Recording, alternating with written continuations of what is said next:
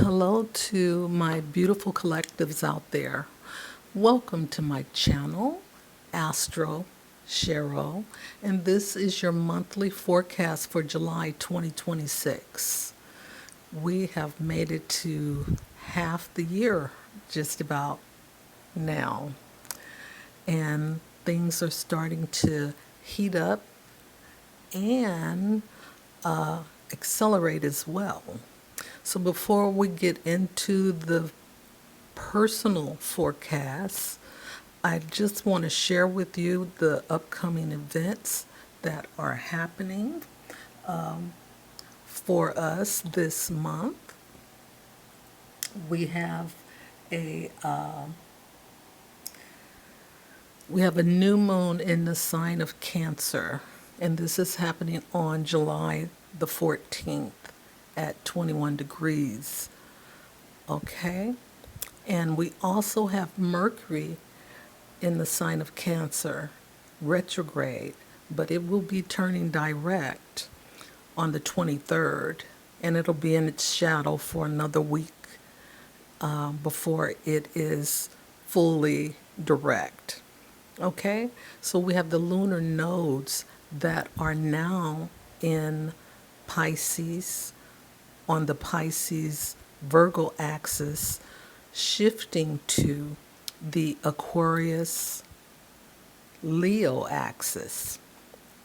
Okay, and this is a big deal. There's a lot happening with Pluto and Aquarius now, and not only with the North nodes, but during this month, Pluto will conjunct the full moon, and that's in Aquarius happening on the 29th.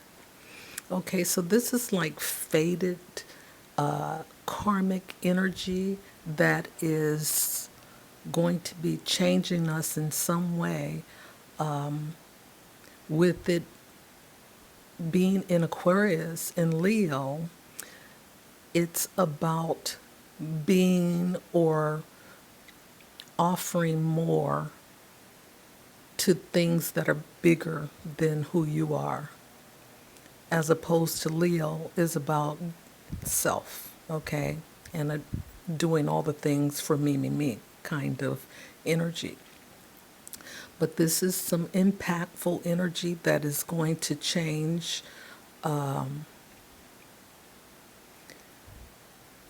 humanity. There is a transformation that is taking place. And for each of you, this will be happening in a place in your chart where Aquarius sits. Okay? And wherever Aquarius sits, Leo is in opposition 180 degrees from that. So it's going to be affecting Aquarius and Leo. But this is going to be some good change for all of the fixed signs: Aquarius, Leo, Taurus, and Scorpio. And this is going to be for the next 18 months that the shine is going to be on these fixed signs. Okay, so be ready so you don't have to get ready. All right, so now we have I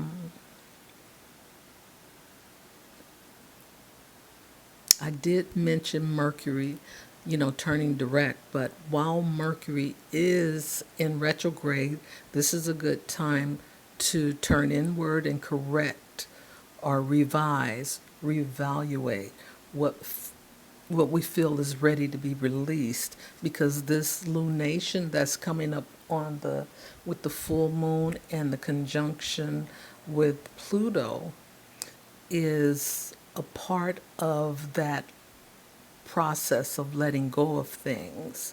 Now, this new moon in Cancer on the 14th is setting us up for giving us the opportunity to redefine, home and belonging,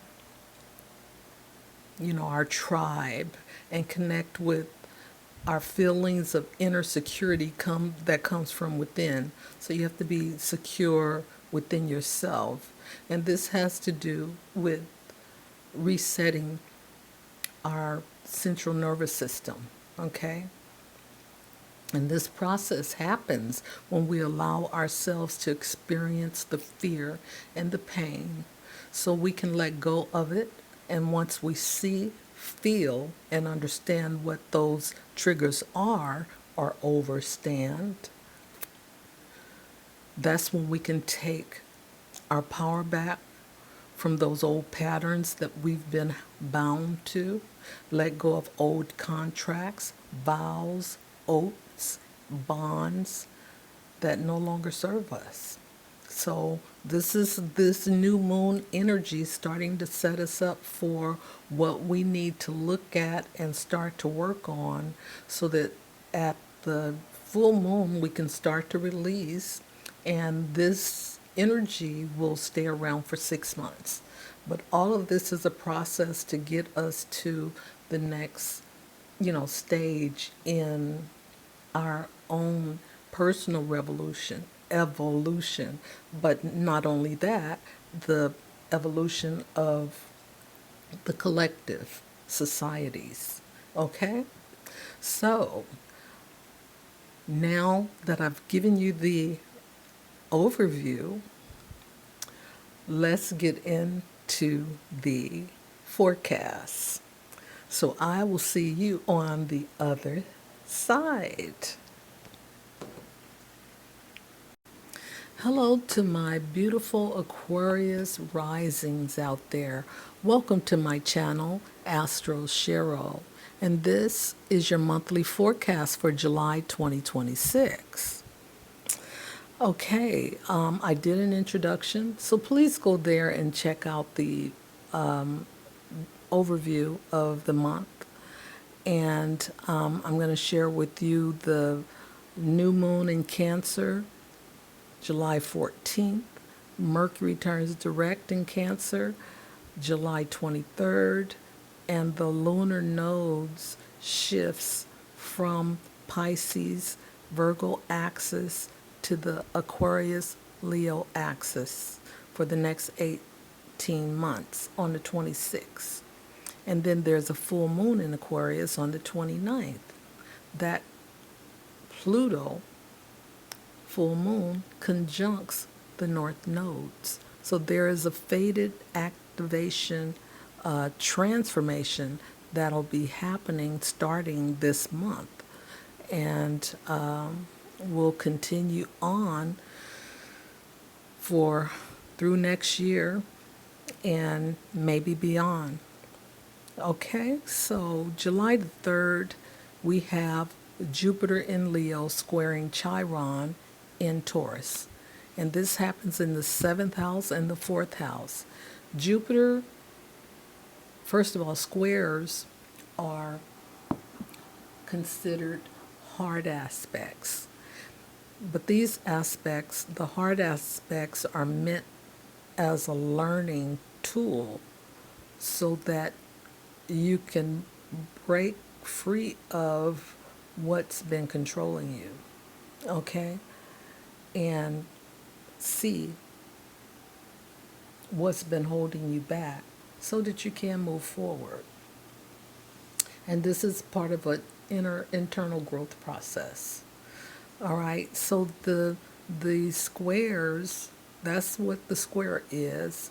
Now, Jupiter is expansive energy, and whatever it touches, it's going to make it more.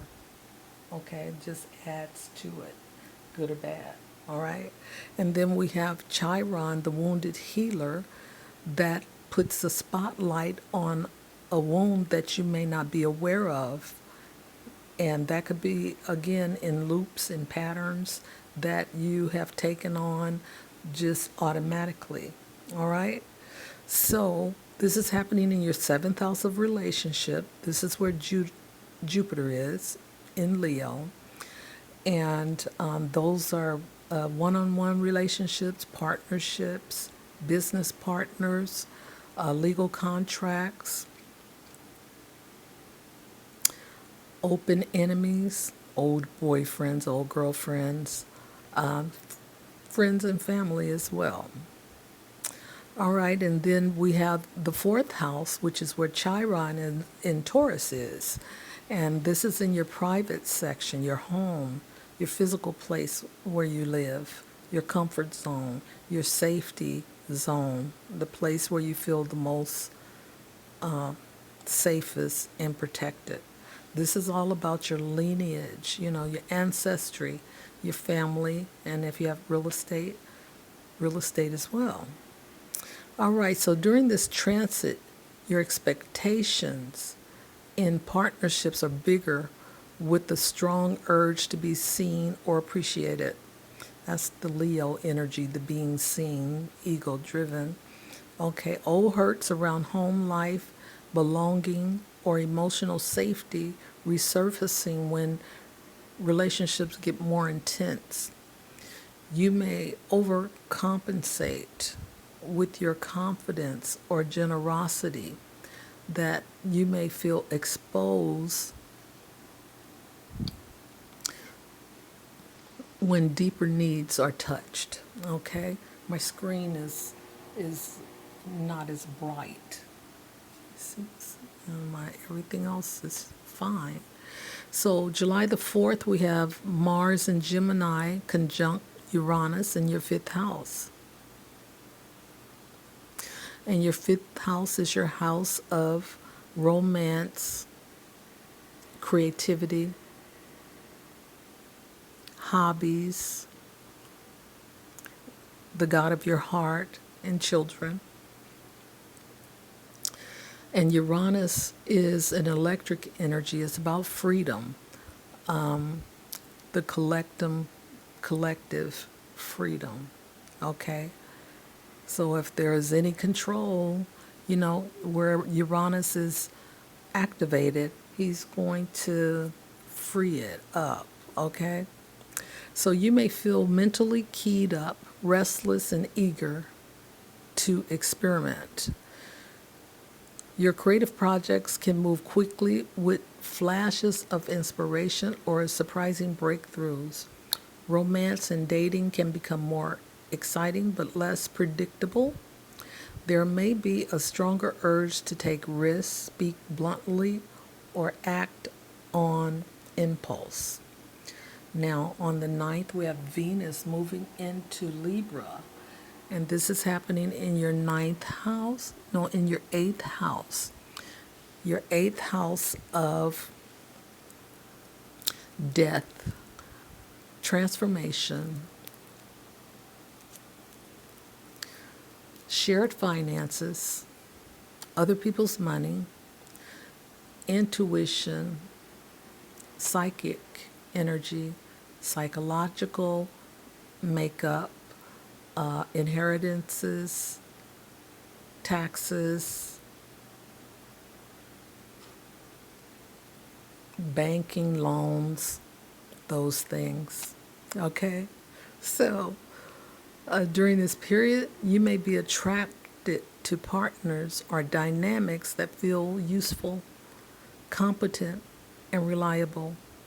Small acts of service and careful attention matter more now. This is a favorable time to review joint accounts, negotiate shared expenses, consolidate debts, or make cautious investments with another person. You may find yourself examining your hit patterns in your desires and attachments, which is good because, this is a house where, it's like the 12th house where, the hidden parts of you are, unconscious, and you can tap into that. So on the 20th, Jupiter in Leo is trying to Neptune in Aries. And we've talked about the 7th house, and the 3rd house is about your local community, your communication, your basic education, all sorts of communication like writing, reading, writing, internet, social media, all sorts of transportation is a part of this third house, your local neighborhood, and your neighbors as well. Okay, and Neptune is, a soulful, compassionate, psychic planet, as well as a musical one, too. Neptune, strong Neptune people play instruments or sing as well. And Jupiter is expansive. And this trine is like a gift from God. This is what a trine is meant to be, you know. So this transit brings an easy, expansive flow between your personal relationships and your everyday thoughts, communication. It enhances romance, creative collaboration, and compassionate understanding in how you relate and talk with others. You may experience opportunities for idealistic or inspired partnerships, smoother negotiations, and imaginative projects that feel like they're meant to be. Okay, so just keep that in mind, work that energy. On the 22nd, the sun enters Leo, and this happens in your seventh house. Okay, and the sun is your ego, your core self, and Leo is about pride, it's about reputation, leadership, and this is in partnerships, seventh house energy. So there is increased attention to partnerships. You or your partner may attract public notice, new clients, or heightened social visibility during this time. You are more willing to take the lead, ask for recognition, or push for clearer roles and boundaries. The sun represents authority, and Leo favors pride. There could be disagreements over status, credit, or control. However, the transit can also heighten mutual respect and leadership within the relationship by bringing in clearer agreements and creative joint projects. Okay, so on the 26th, we have the nodes changing or shifting from Pisces, Virgo axis to the Aquarius, Leo axis for the next 18 months. And this is happening in your first house, Aquarius, Pluto in Aquarius, and your seventh house, your relationships, where Leo is. So just know that the 29th, there is a full moon in Aquarius, and this is happening in your first house, Aquarius rising. Expect heightened visibility of your emotions and personal needs. Your feelings about how others see you are more prominent, and you may crave recognition or react strongly to perceived slights. You are likely to try a new look, voice an unusual opinion, or test boundaries that separate you from the crowd. Okay. And then we have Pluto conjuncting the North Node in your first house on that same day. So the fated lunation becomes a pivot towards the quality and direction your soul is evolving towards. Decisions or revelations now are likely to point you onto a growth path rather than back to old habits, which is great. Okay? And this is changing everything about how you are perceived by others and how you perceive yourself. So you're making some changes about your look, your way of talking, how you carry yourself. These are all transformational patterns, new, not old, that's occurring for you. Okay, so Aquarius rising, this is your forecast for July 2026. And until next time, bye for now.